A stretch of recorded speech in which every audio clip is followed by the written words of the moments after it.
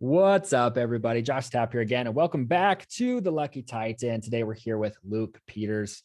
Now, you guys, this is a guy I've actually told your story, Luke. I haven't even told you this. I probably told your story Oh, no. 50 times on this show because to me, it was one of those stories where I was like, I wish people would meet people like you, where you're one of those guys. You're not a flashy business, right? You're not the kind of guy who's out there like, look at me, I do marketing, I do something like really sexy. You're like, dude, I'm a manufacturer, but you've built this massive empire. And when we had you on, again, I'm not going to say revenue numbers here on anything, but Yeah. big numbers, guys. I'm talking big numbers. But you did it all starting from your garage and building it up. Now it's was what 21 years. Is that how old your company Yeah. is? Right, Yep. 21 years. But now you're working with a PE firm, which is one of the things I really want to talk to you about today because we've been talking about it for like 30 minutes at this point. But I really wanted you to come on, share your story a little bit of what's been happening because as everybody will know, we're doing a series right now. We're bringing back some of our favorite guests, having them share what's been happening over the past 3-4 years since we last talked with them. So, Luke, I'm stoked to have you here. First off, but I want to dive into this a little bit. So, tell us a little bit about Newair's journey over the past even 3 to 5 years. Yeah. Well, thanks again for having me on, Josh. Really appreciate it. And congrats to your success as well. So it's Thanks. really cool to see that. I've tried the podcasting. Like I was telling you, I got to 100 episodes and it was fun, but it's definitely challenging and a lot of work. So congrats on that. Thank you. Yeah. No, last 3 to 5 years, the company Newair. So we do specialty appliances, wine coolers, beer coolers. We really focus on like the enthusiast categories.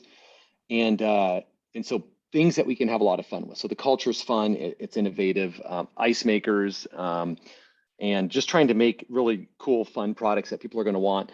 Most of them will have a plug, or pretty much everything has a plug, and it's compact. Okay. Yeah. And so leading up into this time, by the way, we did start D2C. So old school SEO, those are my roots. New school marketing, I get it, but I hand it off to the experts now.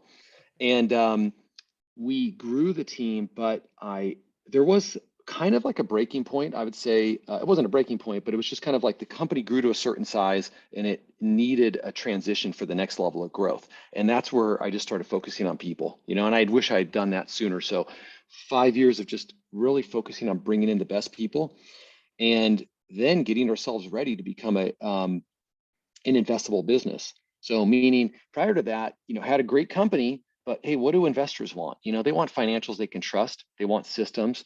They want a management team that understands the business because most investors, most of them don't want to run the business. They want to invest in the business. Sometimes if there's another company or some sort of synergistic purchase, they just want the whole company. But I basically had to work on preparing the company to become investable. Things like getting audited financials, right? Which is like, as a younger entrepreneur, I'm like, whoa, no way I'm going to pay, $50,000 to have my financials audited. Okay, they're good. Like, why do I need to pay somebody else for that? But it's a discipline for that the company has, because in order to do that, you got to have really great financial people. You got to have a great controller and a great CFO. And what does it give you? Now I can, companies who have those types of financials can go work with the JPMs of the world and the big banks, and they can get asset-based lines at like really, really low interest rates versus, if you just have kind of the lower systems, maybe you're not going to be trustworthy to the big banks. So everything kind of has, it was all set up to become that investable company with a great team. Okay. And then along the way, there's all these things that we had to do. Yeah. Well, what's been unique, Luke, is like, as I've been interviewing you and, a lot of other successful people, and it's just finding that getting past that $1 million barrier, it usually isn't a marketing or a sales problem. Like, usually you've already kind of got some sort of system that can produce sales, but like you mentioned in there, it's team. And then it's the stuff that nobody really wants to think about, which is auditing the financials, making sure you have your legalities taken care of. And, the sort of things that nobody really wants to think about. But those little things are hireable, which seems to be what you've been excelling at as far as prepping your company for investment. So walk me through a little bit of that, of what that looked like as for your team, as far as like, who were the key hires to help you prep for investment? Yeah, well, actually, so we'll take a step back.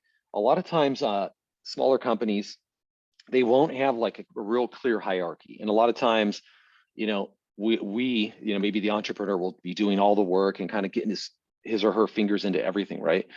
So the idea is like, what does a professional firm look like? You've got a head of finance, a head of marketing, a head of sales, distribution, sourcing, HR. I'm probably leaving something out, but you follow me? So it's like all the main departments hire the best possible talent. That was kind of the mentality. And of course, there was, along the way you learn and you learn what's good and what isn't, and how to do that hiring, what the process should look like, and who you should work with. But basically, just kind of like realizing that really solid professionals who care about what they're doing and have done it before. That's the other thing I learned is like get people who have done it before. Okay. Because I don't have that experience. I'm not a CFO, right? Right. So someone who's been there, done that, and you bring them into your team, it's like rocket fuel. So those are kind of the areas that we focused on.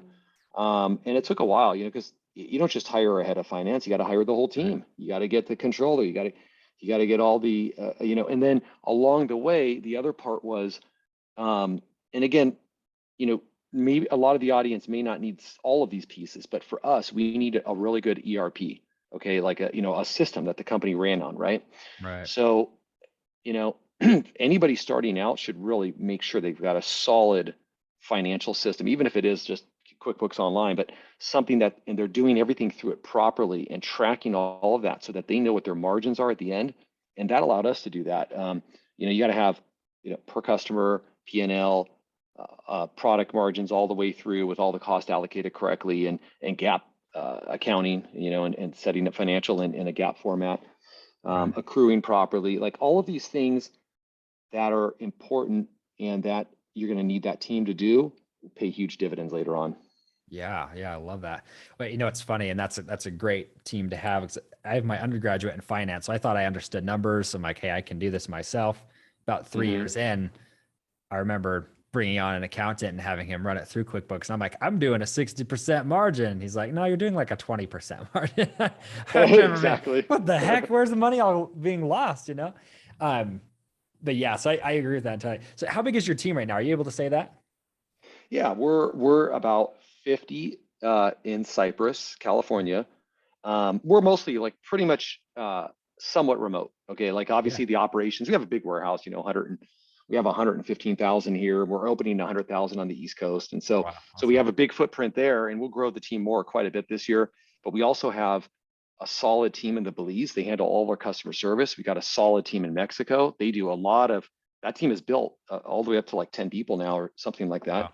and just a great team handling, helping with like marketing, some finance over there, design, graphic design. So yeah, we're pretty diverse group and I, somewhat all over the world. I was gonna say, and that's the reason I was curious about that is I'm like some people. Again, I wish I could just share numbers, but we'll keep them Yeah, quiet here. But I'm like, man, for the size of company you have, having that small of a team is honestly crazy that you've been able to do it so well, to grow yeah. so big. Because a lot of companies your size are like, oh, I have 1,000 employees. I'm like, how do you even pay yourself if you have 1,000 employees? Yeah, well, you know what? You hire the best possible people. I think is kind of the mentality that we have. Right. So try to get the best talent. Well, and I mean, I love that first off. And we have to cruise through the interview here. This is what sucks about having 20 minutes. It's not enough time to ask all the questions I want to ask. But the big question I have at this point is like, you've been prepping for investment and everything as well. But a lot of the companies listening to this are doing, a million or maybe even sub a million, and they're trying to decide, hey, like, do I scale? Do I pivot? Um, at what point would you say, hey, maybe look into investment? Do you think that's that early on, or do you think that should be something like a decision made later on, the exit Mm. decision? Yeah, I think probably it's too early for most of those companies. I mean, because I think the entrepreneur, it's okay. First of all, as you know, it's a very mental type of job. Okay, you're gonna have your highs and your lows. You got to be really careful not to make a bad decision when you're having your lows.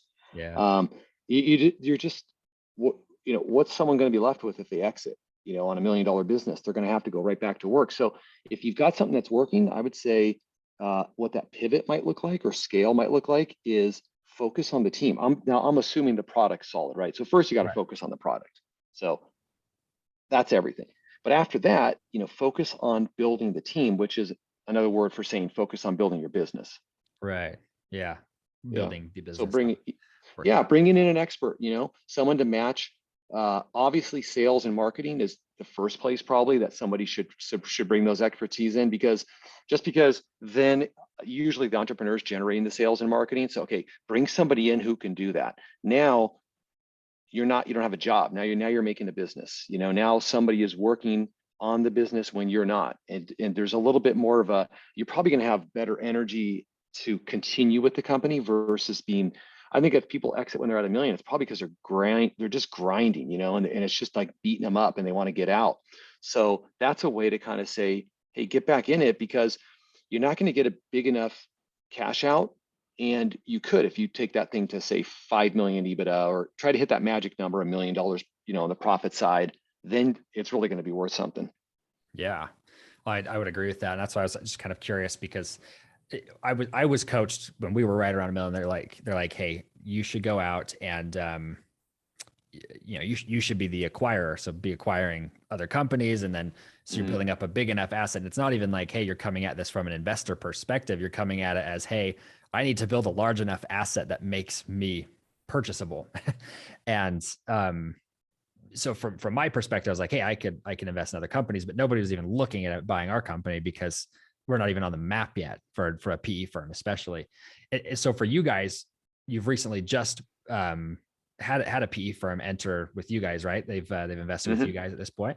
Yep. Are you allowed to share names and everything with that? Yeah, no, for sure. That part's all been sent out. So it's called Guardian Capital Partners. They're out of Philadelphia. Fantastic firm.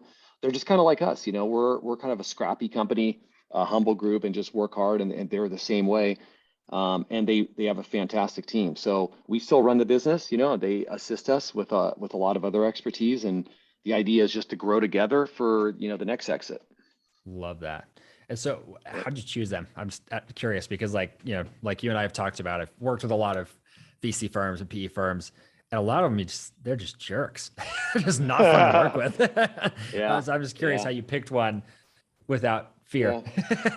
Yeah. Well, here's the other thing, especially for the entrepreneurs who are maybe, if some of your audience is like, get good advisors. Okay.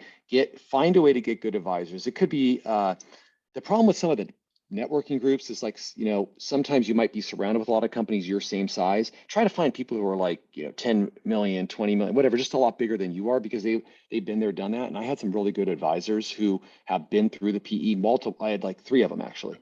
So they really help guide me. And these are not, when you go to market, you got to go work with a banking firm, and they're going to take you to market and do all this, promote you and put a book together. This is separate. These are just advisors I had been working with for years.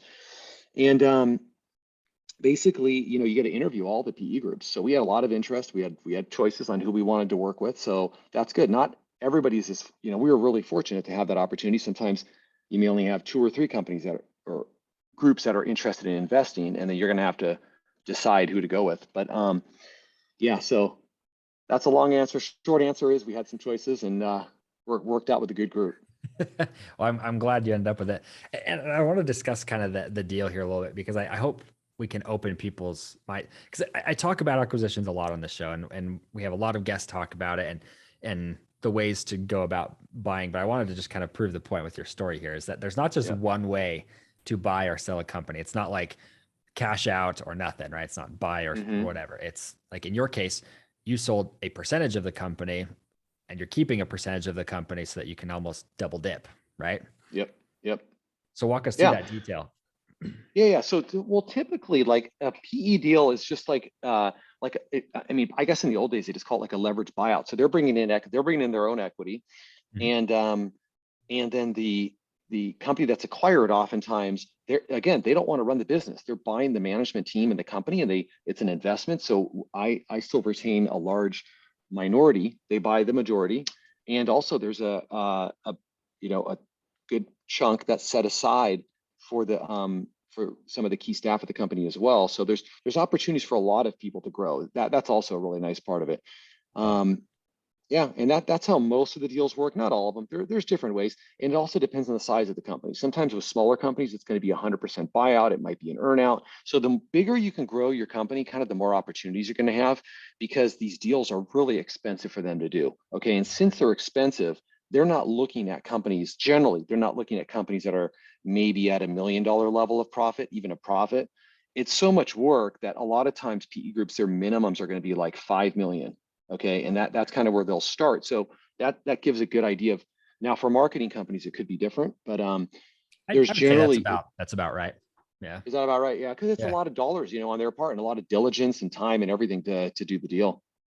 Well, and I mean, it's like when you buy anything, right? You don't want to have to pay an agency to do work Yeah. for you and then have to do it yourself, and it works the Yep. same way when they're buying your company. They're like, I don't want to have to buy this failing company and try to fix it and bring my own people. They want to buy a successful company that's working, that they say, hey, I can just fuel this. And we all went off of it. So I love to see that happen. There are a lot of shady people in that space, so you have to be careful with who you end up partnering with. But I think you found a great firm. Um, so hey, we are coming up to the end of the interview here, though. So Luke, I just want to ask you two questions. So the first one is like, what's next? Where are you guys going? What are you trying to do? Yeah, I mean, we just keep building great appliances. So we just recently had a partnership with Stone Brewery. I don't know if you know who they are. They're one of the Oh yeah, fastest growing breweries, and a lot of fun. Like, their image is a lot of fun, with the gargoyle on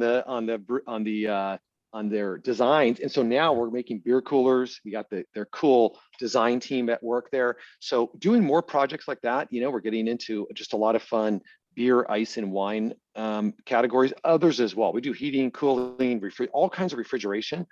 But we're really gravitating towards a lot of these fun enthusiast categories that are really talkable. So our marketing, we like to work with influencers. So we want to make products that they want to show off on their social channels and that are fun and engaging, and that kind of separates us.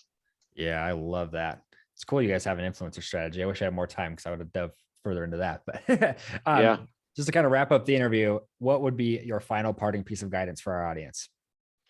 Yeah. I mean, the final thing would be to make sure that you charge for the value that you're delivering. So just a couple quick things. It's like, a lot of times, because we were just talking about this pre show, right? It's like the margins oftentimes aren't where they should be for a lot of young entrepreneurs or starting out marketing companies. I mean, you got to be making 20%, at that point. Otherwise, you have a job, not a business. And the other thing is, don't hesitate to hire people as soon as you can, good people, and learn that management skill, because to become investable, you're going to want a team around you.